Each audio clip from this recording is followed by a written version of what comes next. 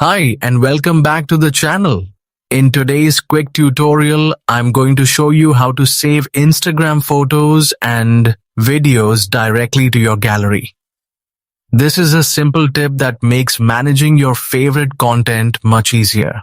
Open the Instagram app. Most people use this app daily, so it's likely already on your phone. Now, tap on your profile picture in the corner to go to your profile. Next, see the menu icon in the corner of the screen and tap it to open the settings menu. Scroll down to find your activity or directly go to archiving and downloading options. Instagram may label it slightly differently depending on your app version. Here, you'll see a few different options for saving and managing content. Look for the toggle that says Save Photos and Videos to Gallery or similar, and make sure it's enabled.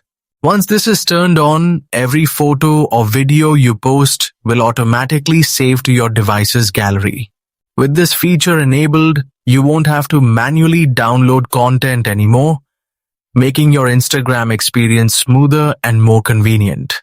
If you found this guide helpful, don't forget to like, share, and subscribe to the channel for more easy tech tutorials. With these simple steps, managing your apps and optimizing your Android device has never been easier.